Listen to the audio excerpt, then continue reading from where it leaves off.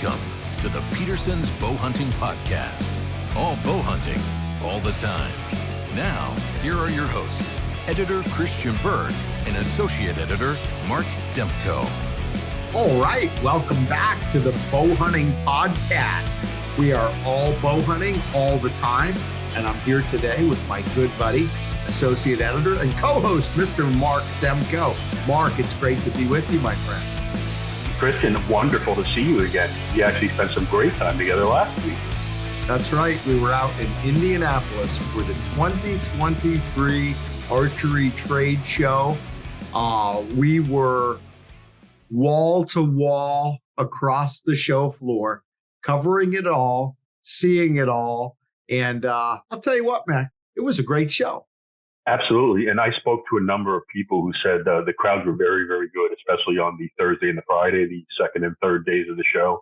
The energy level was really, really good. The vendors were there. They were really excited.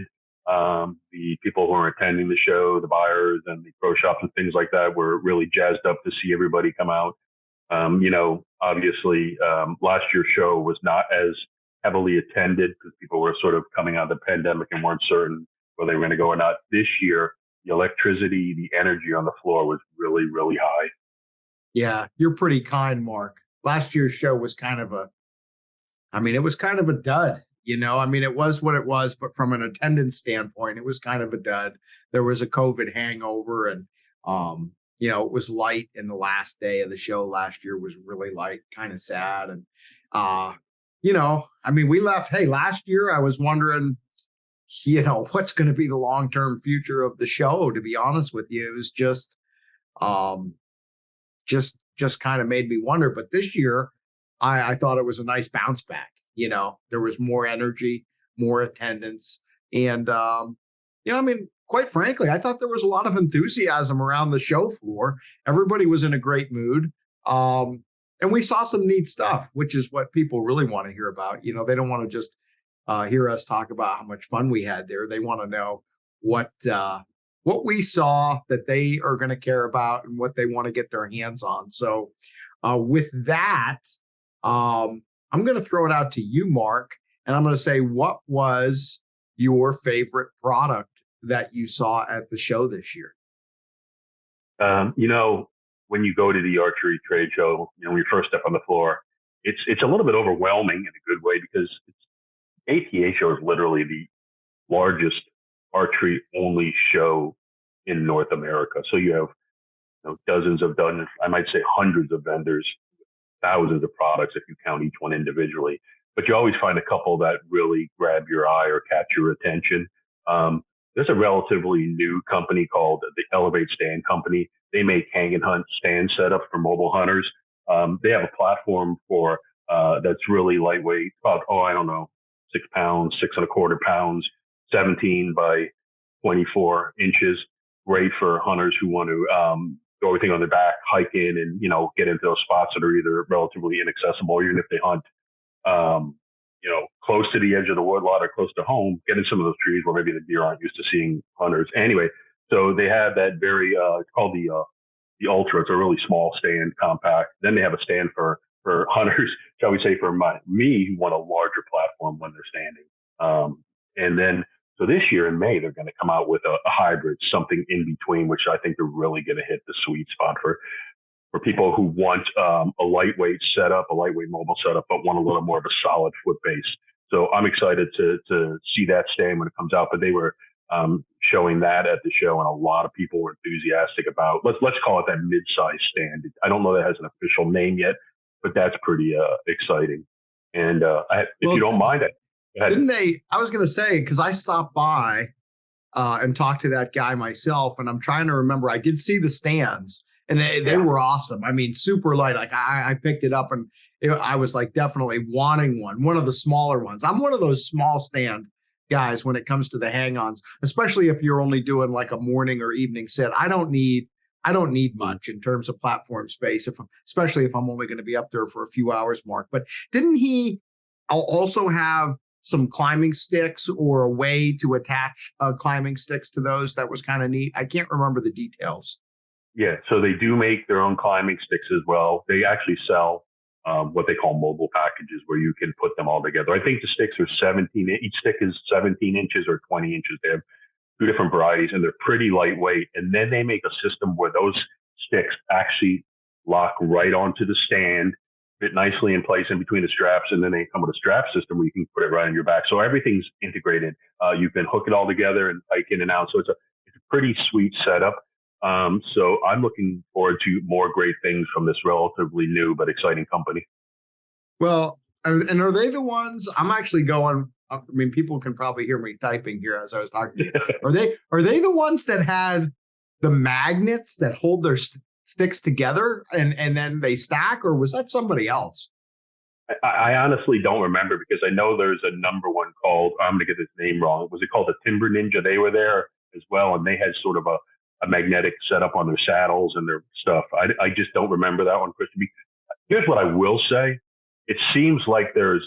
Yes, it is. I'm interrupting you, but I just look, it is them. Because that's what I thought. It's available in packs or 3 or 4. Our patent pending magnetic design enables simple stack transportation. So my mind is getting pretty soft now, Mark, but it hasn't failed me completely. I remembered that. So yeah, he stacked a few of the sticks, and then I took it and I just held one of the sticks and I shook it like this, and I wanted to see how hard I could shake it before the other sticks fell off and fell on the floor. And I mean, I was able to get them to fall off, but it was actually quite a bit of force that was required. So that was really neat. And of course, you'd have a strap around them anyway. So you'd stack 3 or 4 sticks, and then you'd attach those, you'd lay those on the stand and strap them down to the stand. That's really nice, because not only is it really convenient, but it's quiet too. And you don't got to mess around with a bunch of extra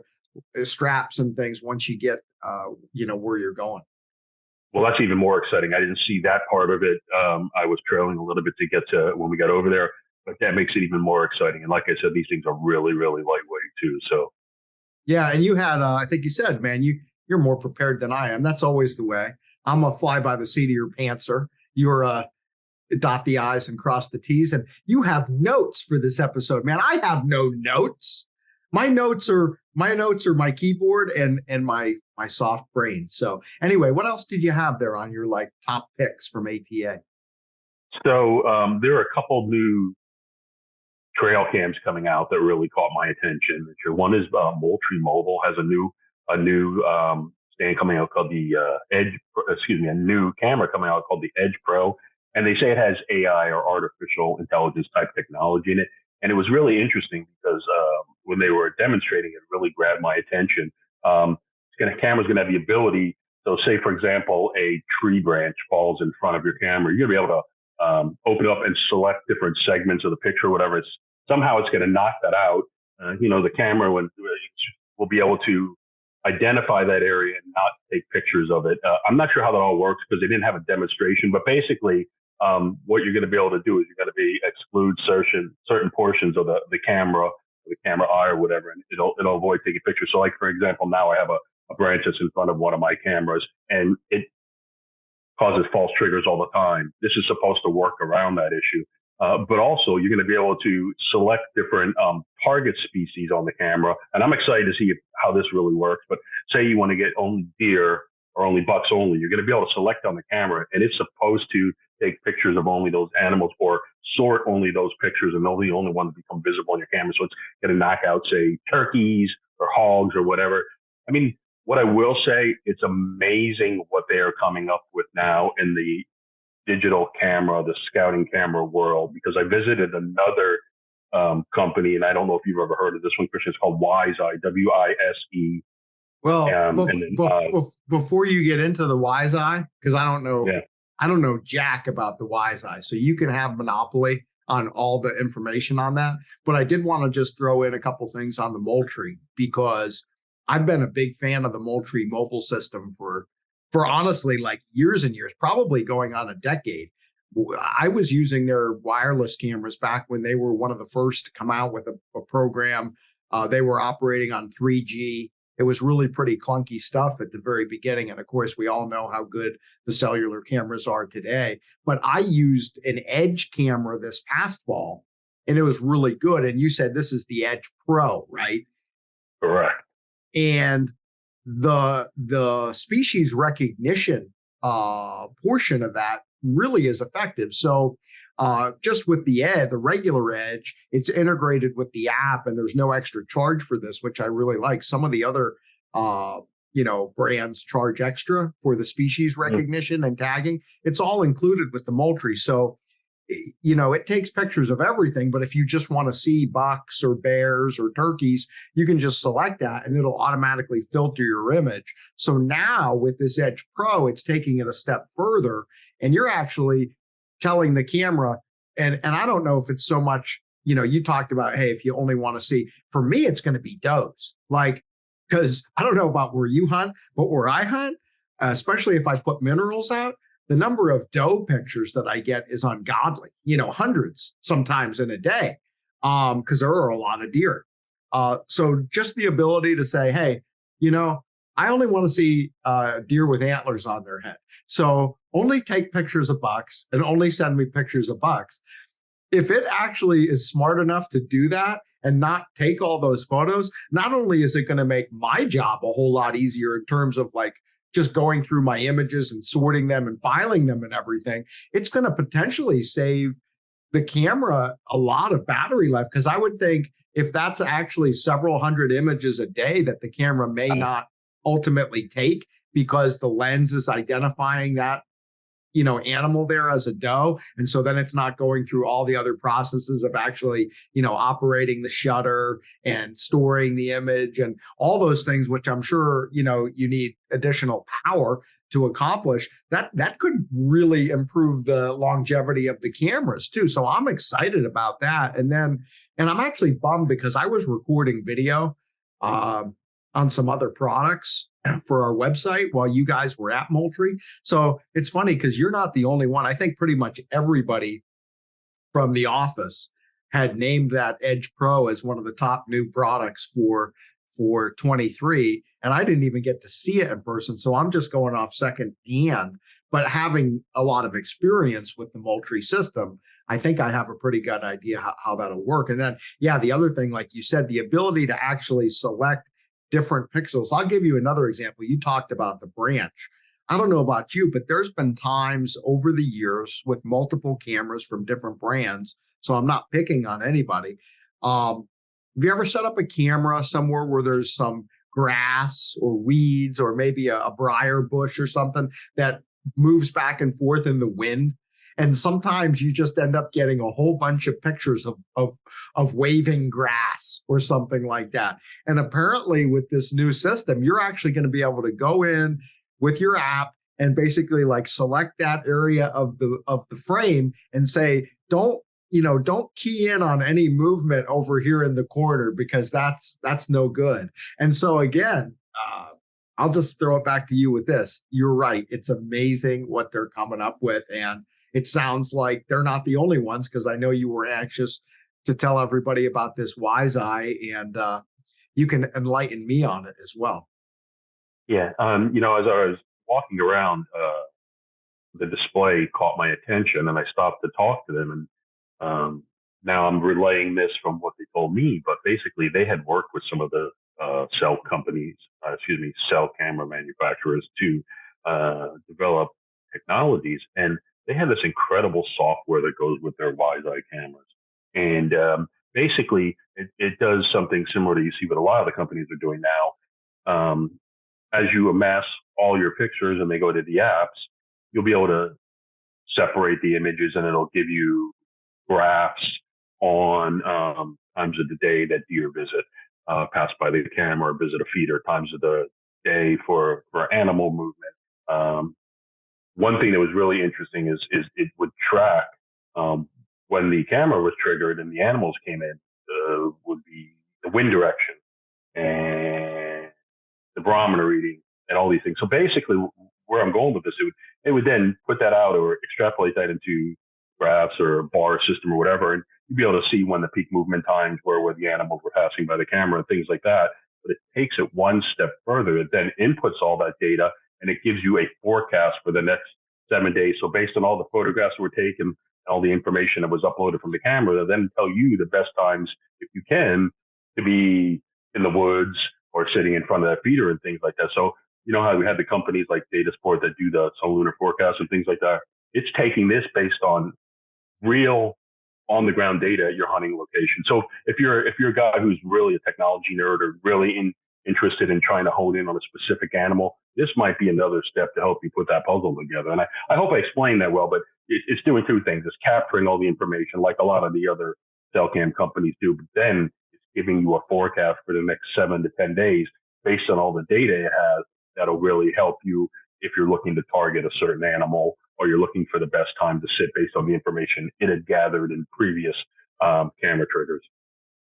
Yeah. So as you were talking, I did it again, but I was on mute. So I was in stealth mode this time. I looked up their website, and that system that you were just talking about is called Hunt Control.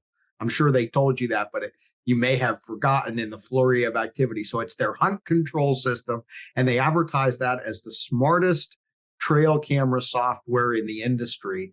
And from what I could tell in a very brief perusal as I was intently listening to you, Mr. Demko, careful not to miss a single word of your wise input. They have built-in GPS units in those cameras as well. So you're getting location tagged data, which is temperature and wind. And I don't know, like what you said, other things. I don't know if they, have barometer and moon phase. There may be other, criteria that they're plotting into their prediction model. But yeah, ultimately, it's essentially your own personal deer cast, if you will. Of course, the deer cast that the jury's put together has been pretty popular in the last couple of years, and people look at that and like to see those predictions, and they say, today's the best day, or this afternoon between 4 and 6, whatever. Well, here's something similar, except for instead of just throwing out some kind of a blanket prediction for all of North America, this is going to be a prediction for, the 5 locations that you actually have cameras or stands. And it's going to say, hey, maybe this afternoon, Mark, you better not hunt the swap stand or the corn stand, but you need to go to the cliff stand this afternoon, because cliff stand, has a 63% chance of one of your target bucks coming in or something like that. So that's pretty cool. Yeah, and I was absolutely impressed by the presentation that gave me. And obviously, you have a short window with them when you visit the booth, but it was really eye-opening. And, I would say anybody who is looking to get a new cell cam might want to consider either Wise Eyes or, as we were talking about, the Moultrie Mobile. But, those are a couple of things I thought were really interesting or intriguing. How about you, Christian? Did you find something that really grabbed your attention that you were said to yourself, wow, that's amazing?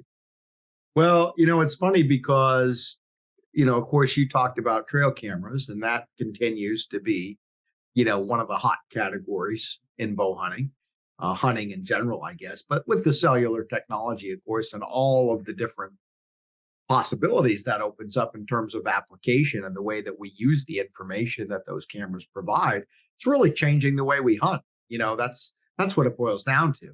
And so if you look at another category that's super hot and something that's been near and dear, sort of to my own hunting the last couple of years, it's tree saddles, and it's funny because tree saddles, I think, are one of those things where it's not nearly so universal as trail cameras, right? I'd say just about 90+% of serious bow hunters nowadays are running trail cameras, but clearly we're not anywhere near 90% of serious bow hunters necessarily hunting on a tree saddle. So it's a little bit more niche, but boy, is it growing and growing.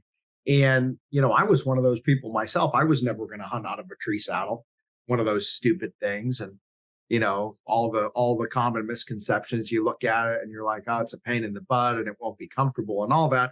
And listen, we're not going to dive into all that today. And we've covered some of that in the past podcasts. But the point is, it's a great tool. It really helps you to be more mobile, moving around, even if it's just from one tree to another tree, 5 or 10 trees over, from hunt to hunt.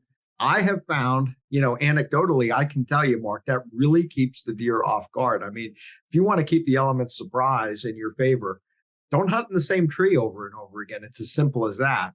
It's not really a big revelation there, but yet we all fall into the trap of having a favorite hang on or ladder stand that we just really like to go to. And the saddle forces you to keep it fresh, if you will. So anyway, there's a whole bunch of new products coming out, right, for the saddle crew. And there were several things, that I saw at the show that really stood out to me. One was actually, I'll start with Latitude Outdoors, because they won like the first place award for like new product at the show. And I don't know if that was like for the show in total or for their particular category or what, but they've got these new climbing sticks. It's called the Carbon SS climbing stick. I think they weigh 19 ounces a piece. So wow.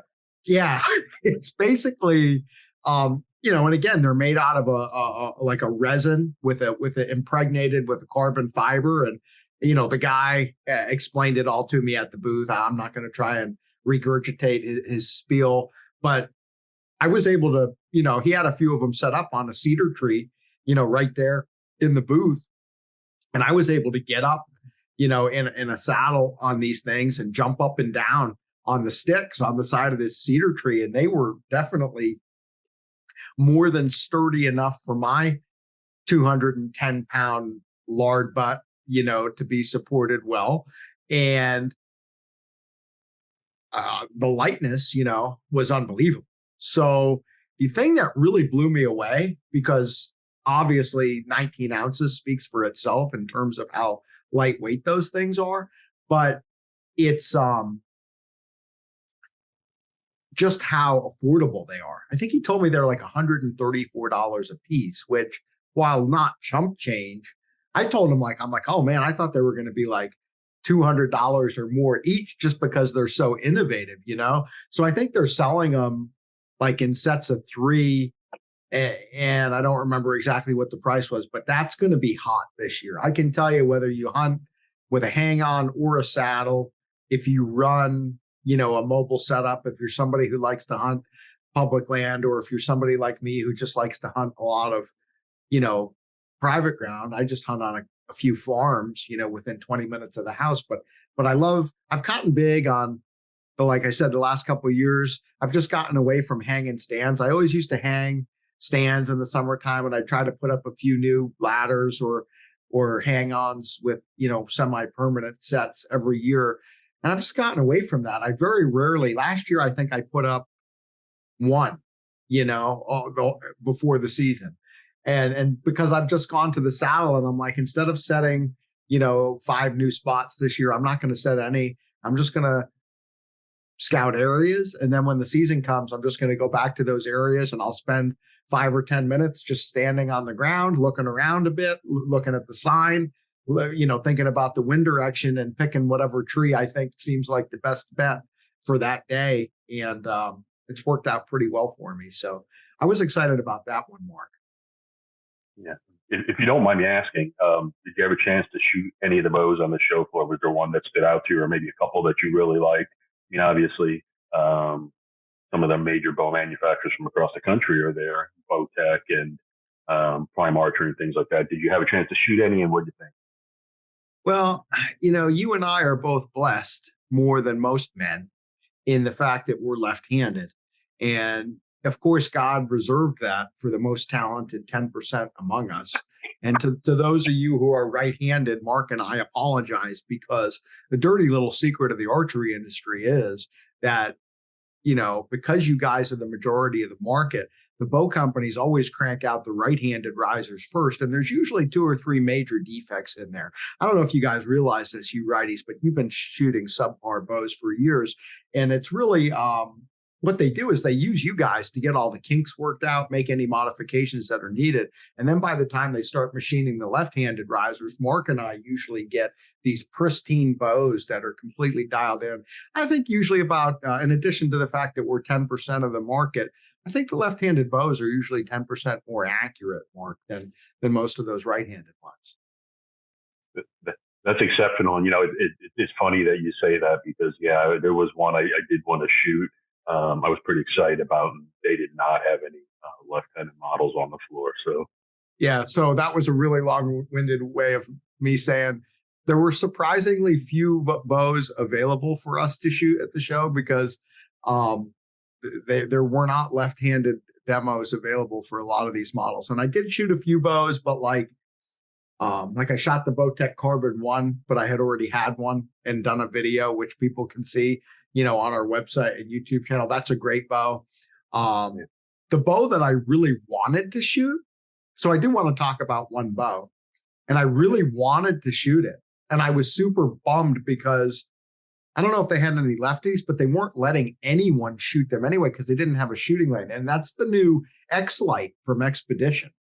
Because we had known about almost all the bows before the show, but Expedition didn't reveal any information about their 23 lineup until like the week before ATA. So I saw a picture and got a little information about the bows ahead of the show, but I had never seen one, and nobody else had really ever seen them. And interestingly, so Expedition is using a proprietary material within the archery industry anyway, called Magnite. And it's a combination of magnesium and ceramic nanoparticles, and I think some other alloys. And so somehow they blend all this together, and they're able to come up with a composite, metallic ceramic hybrid material that can then be machined into a riser, just like I guess any other bow maker would do. But the result of it is a couple things. This Magnite is significantly lighter than aluminum. And it's also got, I guess, some superior noise and vibration dampening qualities. At least this is what Expedition's saying. So all I can tell you is that they weren't even going to have a booth at the show. And I don't know what happened. It was some convoluted story, but I stopped by their booth on the first day of the show. I was talking to some of the guys, and they're like, hey, we weren't even going to be here, but then we somehow ended up being here, but we're only going to be here for today. So anyway, they were really only there the first day of the show. They had some of the bows, and I was able to hold them, right? And it felt awesome. It looked awesome. They use a Cerakote finish, Expedition does, so they have really nice finishes on their bows. And I loved the way the bow looked, and I loved the way it felt, but they had a stinking zip tie around the string, and I couldn't even draw it, and I couldn't shoot it because they're like, we're not letting anybody shoot them. We don't have a shooting lane. So as far as bows will go, I would only say that I really think that, and by the way, I should throw out, they're offering that in a 31 and a 33. So it's the X-Lite 31, X-Lite 33. Obviously, those are your axle to axle measurements. If there was a bow in the industry that I didn't really know much about going into the show, that I'd like to know more about, and I'd still like an opportunity to shoot it sometime, I would say that would be the one that intrigues me. Of course, a couple of the big manufacturers weren't at the show.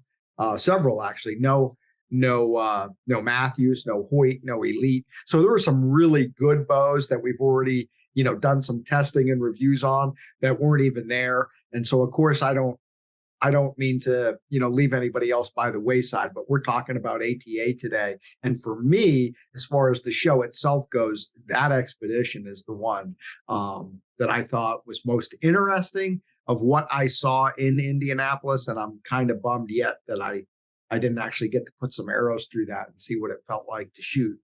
Well, you describe it as being a really cool and innovative bow. So hopefully we'll get a chance to put our hands on a couple of those models at some point this year. Yeah. And I want to circle back to one other saddle related thing. And then I guess a bow sight. This is from sister companies. The other big saddle, debut that was pretty hot at the show. Actually, there were a couple other things. But the one that I'm thinking of right now is the Onyx platform from Trophy Line. And that platform is really neat. What they've done, of course, Trophy Line's been really popular over the last few years, and they've got several different platforms of various sizes and shapes and angles and things. And this Onyx they took and made sort of I think you'd probably describe it as a mid-sized platform overall. But they angled all the edges on the outside of the platform downward. So when you're leaning back in your saddle, you get more contact between the boot, the soles of your boots and the platform. So instead of just having one pressure point like on that vertical edge, you now have this sloped area, and that really is going to be more comfortable. I was up in it. We actually did a video, and folks can find that out at bowhuntingmag.com about the Onyx platform. It's going to be a lot more comfortable. And the other thing they did is they made this claw design. There's a one-piece post for the mounting of it, and it's got like these prongs, like a claw up on the top. It really bites into the tree well, and it gives you some nice standoff from the tree trunk too. So your little, mini platformer up top that you can use for additional pivot point is there and really accessible as well. So overall, that product was really great. And then their sister company, Redline Bowhunting, had a new bow sight for guys who are looking for a new sight. They have a torch, it's a slider sight system, and they have it in several different options in terms of mounting options and pins, but just like has everything that you'd want in a serious bow hunting slider sight. So like toolless, windage, really smooth elevation. It comes with like 20 or 30 some laser etched metal sight tapes that you can attach once you've got the thing calibrated.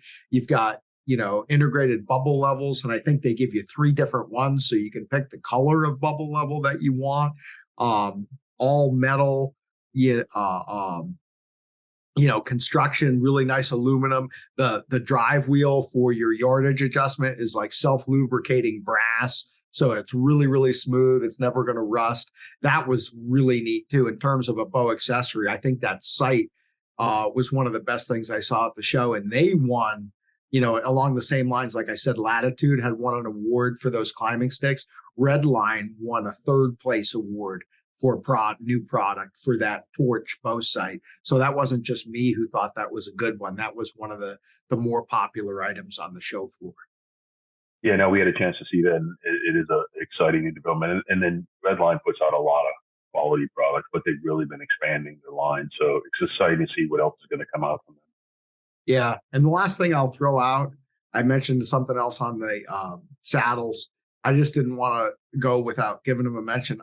It's funny because I was in the saddle. It's a brand new saddle from Tethered, and it's really, really nice as well. And I'm embarrassed to say, Mark, right here as I sit, I don't even remember the name of it off the top of my head, because they weren't even going to launch a product at the show this year. And they've been working on this saddle for a long time. And I think they decided just a few days before the show, you know what, let's go for it. And let's show everybody this thing. And I guess they had a few, prototypes. And so they were creating some huge buzz. And again, I apologize to those guys. I went out to dinner with Greg and Ernie and the other guys from Tethered when we were out there, and they're good buddies of mine. I love those guys, and they make great product. And they were actually the first saddle that I ever had was one of their Phantom saddles, and they were nice enough to set me up with a full setup. So again, I do apologize to them if they're listening to this. I can't remember it off the top of my head, and we didn't have it written up in the gear guide because we didn't know about it before the show. Now I'll actually try to find that, because the crazy thing is I did a video about the darn thing, Mark, when we were there, and I'm going to check as you talk about some other things. I'm actually going to try and look that up, because I checked their website the other day and it wasn't on their website yet. I think it's going to be coming out in the spring or early summer, but I want to throw it out there for people so they can keep their eye out for it. Isn't that terrible? I recorded so many videos at the show this year that I can't even remember everything that we did. Well, it's like you said, and like we've been talking, there's a lot of new stuff that comes out year in and year out. It's hard to remember every single thing. We have a lot going on the show between making videos, our social coverage, meetings, and things like that. I didn't get to see every single vendor this year, and Tethered was one of the ones I wanted to get to. By the time I got there Friday afternoon, people were after being there for 3-4 days, they want to clean up and get home. So, it's something where you want to try to get to everybody. You don't get to see every single product and learn about every single product just because of the multitude and the magnitude of how much is there. And, they make high quality saddles, and you've been using one for several years now. So, it's a good time to say, go online to our website, bowhuntingmag.com. We have literally, I'm guessing 225 products covered as part of our ATA coverage in a variety of different categories, not only bows and crossbows, but also optics and scouting gear, field wear, bow accessories, arrows, and broadheads. So if you're listening to this, check us out online. We have a lot of the products covered. And Christian alluded to videos. I don't know how many videos you did of products, Christian. Maybe I'm guessing 20 during the 3 days. So there's a lot of really great visual support elements to learn about some of these new products we're talking about. So I looked it up, Mark, and now I remember. Isn't it funny how after you see the answer, you always remember the answer? No. So it's called the lockdown. The lockdown. And it's the thing that's neat about it. And actually, it helped me to remember the details too, because I did the video with Greg Godfrey, and I remember recording it now. And I don't know if it's up on bowhuntingmag.com yet or not, but if it's not, it will be soon, and we'll be getting it up on our YouTube channel. The lockdown has kind of like 2 panels in the back, so it has some elastic material incorporated in it. So when you put the saddle on initially, the second panel kind of sucks up with the first. So it's a more minimalist, if you will, almost like a single panel saddle. But if you want to have the additional support lower on your rear and like down into, the back of your thighs, all you have to do is reach back and lock it down, if you will. You just pull it down and it kind of snaps down into place to provide that additional support. And then like when you take the pressure off of it just by, taking all the weight out of the saddle, it just pops back up into the original position. So it's really kind of a handy thing that they've built in. And of course, there's other functions too, but I think that's sort of your headliner new feature on that saddle and the inspiration for the name of it. So another new offering. So, I just didn't want to let it go by without throwing Tethered out there, because I thought, boy, that would really be leaving them out when, Latitude and Trophy Line, had some great new launches and really generated some interest, but Tethered was right there with them, with that new lockdown saddle. Yeah. Now, I before you didn't obviously stay in it for long, but what did you think of the comfort level of that saddle? Oh, I thought it was excellent. Like I said, with that extra panel that you can pull down, there's a lot of versatility there, whether you want to, whether you're somebody who likes to stand more or sit more or, whatever your hunting style is. And I seem to recall, and again, folks just have to forgive me because I can't remember, the 5-minute video in total, amongst everything we did there. But I think Greg was telling me about some other design features on that saddle that are all designed to like eliminate contact in those key pressure point areas where people complain about things like hip pinch and that sort of thing. So I think it's going to be a really big winner for them this year. Now, I guess, we could go on and on all day talking about more stuff, but the key, as you said, is for folks to get on over to the website. So all the stuff you and I can't remember now, that they can just watch and they can hear the folks from these manufacturers talking. But also, there's an area at the ATA show every year, which has always got a few intriguing products. And you sort of went on a mission to the innovation zone this year. And Mark, for those who aren't familiar with the innovation zone, why don't you just give them, sort of a brief rundown on what that's all about and what you did over there this year? Yeah, absolutely. So at the ATA show, as you mentioned, there's a special area called the innovation zone, where it's basically for new startup businesses or up and coming businesses that want to test the water to see what kind of interest there may be out there in the industry for their products. Or they may be a company that has been established for a while, but they want to take their business to the next level. So in there, it's not really separated from the show, but they sort of really highlight it, and you'll see some really intriguing products that draw you in. And I'll just give you one example, because I know this is going to come up here to probably wrap up our episode of the Bowhunting podcast. But there's a company in there called Ballista that makes these amazing.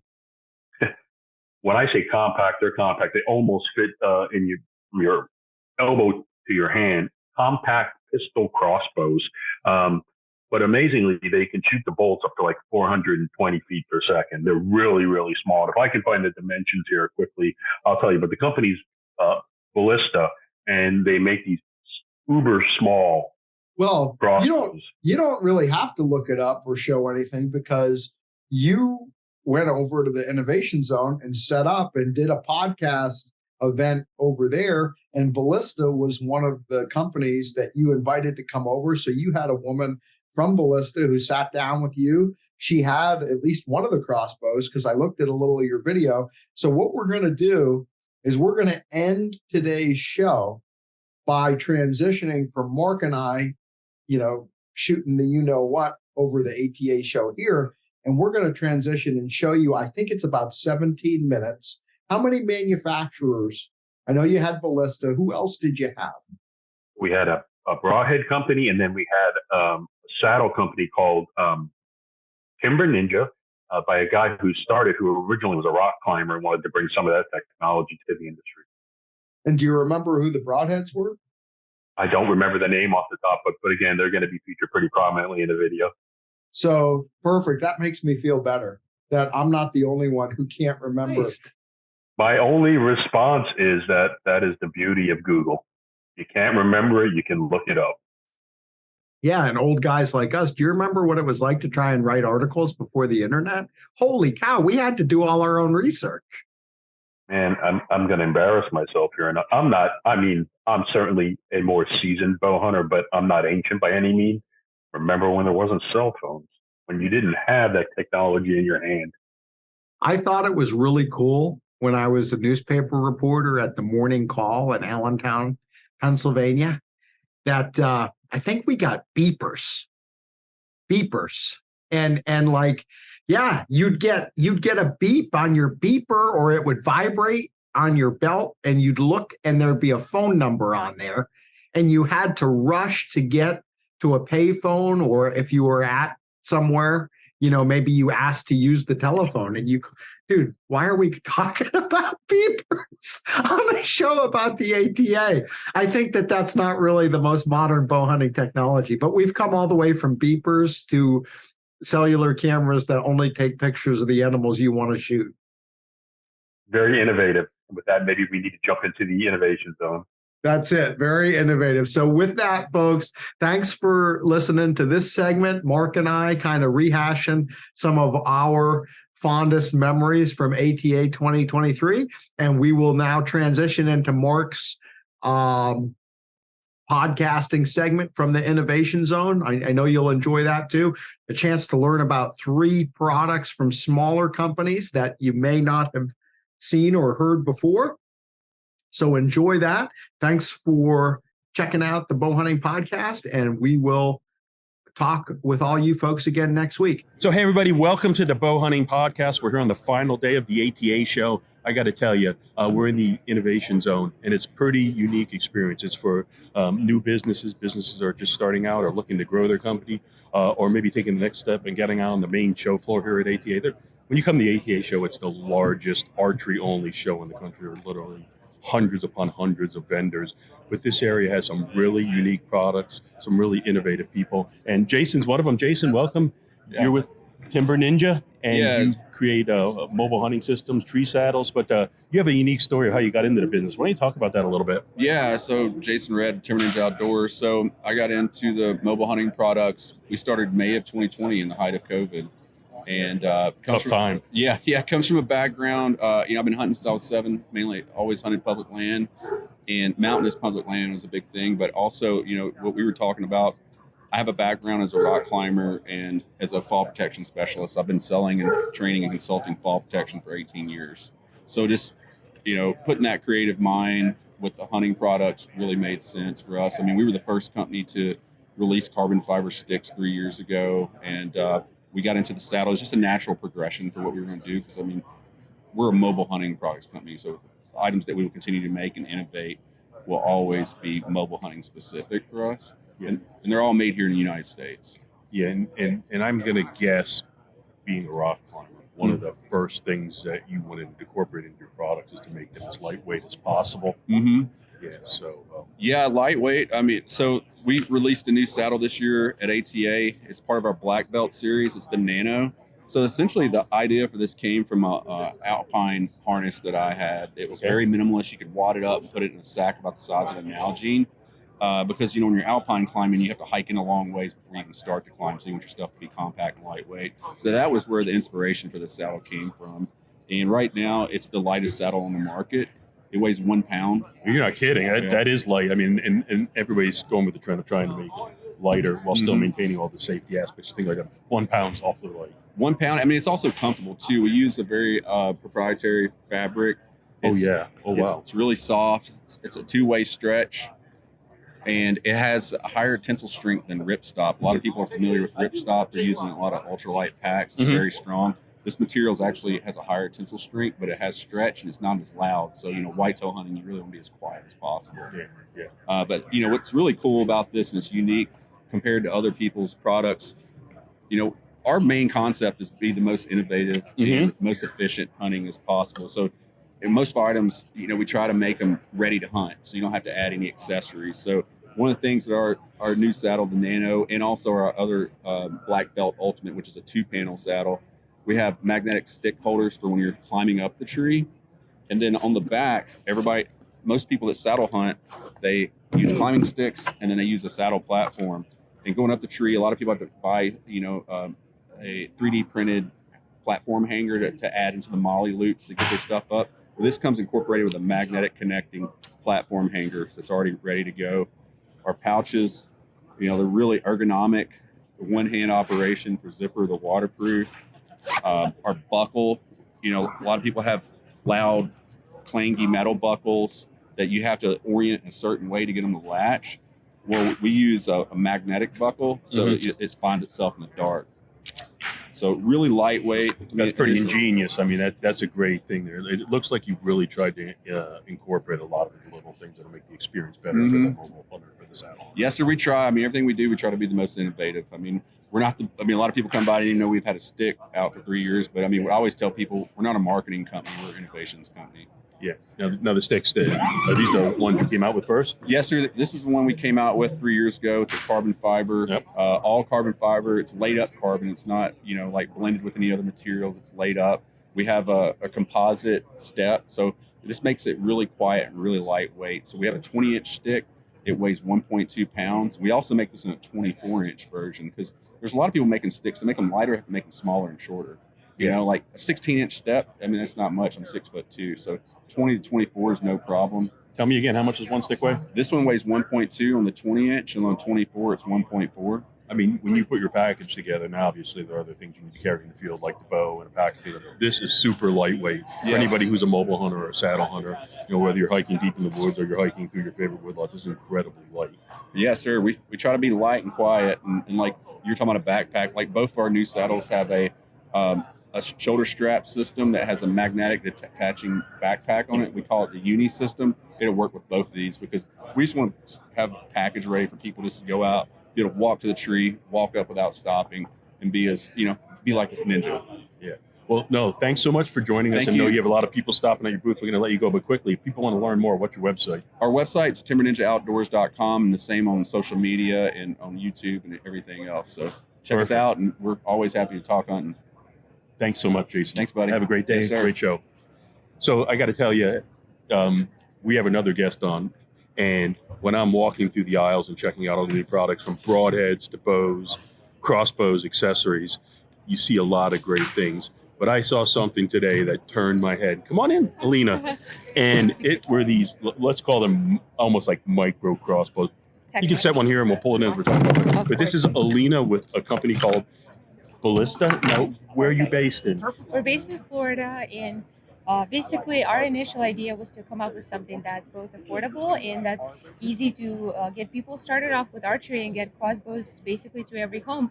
Because usually it's a product that people think of about like hunting with, and it has its niche in that, right? And not everybody is a pro like that, and this is something that would be very easy to start people off and get them engaged in archery, and that's something we're really passionate about doing. Yeah, now you look like you have it set up with a pistol grip, but does it have a stock on it where you can extend it out? This or? one, yeah, this one has an extendable stock. It's an optional accessory. Uh-huh. This is our new launch. It's a reverse draw limb pistol crossbow. It's compound and it shoots up to 420 feet per second. It has 150-pound limbs on it, and it comes with a Picatinny rail, so you can throw any accessory at it. You can attach one on the bottom as well. This is a foldable little grip as well with a Picatinny. It has a rear and front grips for extra stability. You can get a stock for the same reason. And actually, a really cool thing about it, which makes it very versatile and for many different ages and buyer groups, this is actually only 50 pounds to cock. I was going to ask you how you cock this. Right, yeah. So this one is slightly easier, so I can do it. I just need to, this one doesn't have like an L bracket that you can step on and you can cock, but it can come with it. So it's only 40 pounds, so almost anybody can cock this. And then decocking it is also very easy. I could show maybe like later, because I can, if you want, I can bring one over and do it right here. Yeah. No, let's keep talking about this, because I'm pretty impressed. Now, how fast did you say these shoot? This one is the original version, shoots up to 330 feet per second with 120-pound limbs. Oh my gosh, unbelievable. Now we're going to ask, this is a bow hunting podcast. Right. Is this set up, do you know people, or have you gone out? I see you have a bow fishing set up. Have you gone bow fishing with it, or do you know people who go deer hunting with it, or taking hogs maybe? All of it. So we go bow fishing with this setup almost every week. We're based in Florida, and that's why it's like, it just makes sense. And actually with this model, which is the previous one, so you can see this one, a new one. With this model, we took down deer, boar, and even lynx. Just recently, one of our influencers posted a video of him taking down a lynx head. It was about 12 to 15 yards. Yeah. And he took down 3. So it was really awesome and exciting for us as well.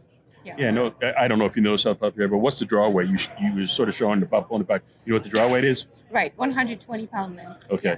Well, it's a pretty impressive goes setup. Down to 40, yeah. I have never seen anything quite like it. Do you mind if I grab it? Of course, absolutely. Check it out. Now, how long has your company been in business? So we've been making and selling these about 2 years. And is this your first time at the ATA show? Yes, this is our first time. So like I said, this is the innovation zone. So there's some pretty creative things here. Yeah. And actually, you'll see it throughout the entire show. But how has the experience gone for you so far? Honestly, we're very impressed. Just the feedback we got, people are very sweet and they're coming and asking questions, and we're very excited to share it with them. We're stoked about this. We're really happy about this product, and we just want to share it to as many people as possible. Even if they just want to stop by the booth and get one for themselves later on, it's just very sweet, and we just hope everyone has fun with it and possibly make some profit as well. I've got just a few things to show. We got a bow fishing bolts for these as well. These are like 16-inch. And if you want a good hunting setup, we got, there you go. Yeah, may I? Show them. Thank you. Well, these are sweet. These are customizable. So that's and how long are these bolts roughly? 13-inch. Yeah, awesome. You can swap any insert or Berg head. Yeah. So, I wish you luck at the rest of the show. I might be reaching out to you because I'm just incredibly impressed with these, and I hope you have great success with them going forward. Thank you so much. But before we let you go, how can people learn more about the Ballista crossbows? Ballista.co, that's co, not com, Ballista.co, where you can find all the information you need, and we've got a dealer portal as well. But if you want to buy one, feel free. We've got all the accessories in there. We've got basically a lot of things that you can use to customize your pistol crossbow. Yeah. Perfect. Thank you so much. Have a great rest of the show. Thank you so much. So we got plenty more to go here, and we're going to have Jason join us from Black Flag Archery. Jason, thanks for taking time to be on the Bow Hunting Podcast. Hey, Mark. Thanks for having us. Yeah, we're excited. And, we've been talking the whole podcast about the unique products that you'll find in here. And, there's a lot of businesses that are either just starting out or they're shaping their business plan and looking to make the jump onto the main floor of the ATA show. You and I talked briefly the other day. You have some pretty unique broadheads here, a little bit of a different configuration with Black Frag in your product. But let's talk a little bit about what you brought with you today, and if you could hold them up on the screen so people could see them at least to start. Well, these were born out of a necessity to have a head that would shoot closer to a field point. Mm-hmm. Most people don't have time to tune or, the knowledge to tune on their own. So these are going to be something that we're hoping that people can use. And now, when, the name of that broadhead is what? This is the Hemorrhage 100 grain. So as far as, may I hold this? Absolutely. So you have the Hemorrhage, and how many different models you have? What weights does it come in? What's the cutting diameter? All that good stuff. These are 1.25 inch cut. Uh-huh. The 100 grain has 4 blades, the 1.25 inch and a 3/4 bleeder blade. The 125 is the other option. It's going to have 1.25 inch cut and a 1-inch bleeder blade. We're planning on coming out with 2 other sizes. We have not got them, through development yet. So when I looked at this for the first time, and I think I even asked you this, when you look at this, it looks like it might be a mechanical, but it's actually not. It's a fixed blade. That's correct. It's a fixed blade. It has a swept blade design on there, but when they will pull forward when you remove the broadhead from the target. So it's not going to bind in there or, be any kind of snare or anything like that. So. Yeah. Now, how many years were you working behind the scenes to design these? When did you launch your company, and how was that going? This is a 2-year development, and we're, halfway into the third, and it was launched, I want to say 2020, I believe, early. So it's been a process. It's hard to, obviously with COVID, to go through and develop any kind of new product and bring it to market. And, this was troubling. So I was just talking to the gentleman from Timber Ninja about that. Right. It's interesting, and when the pandemic hit, more people step back out into the outdoors. So it's been great for the industry. But when you're trying to launch a new business, that could be a bit tricky when you're talking about marketing and promotion opportunities and things like that, because of some of the shutdowns and things that went along with COVID. Supply chain issues, everywhere you turn is a problem. So now you're based, if I'm correct, in Georgia. Well, we're partially in Georgia, but this company is out of Cadiz, Kentucky.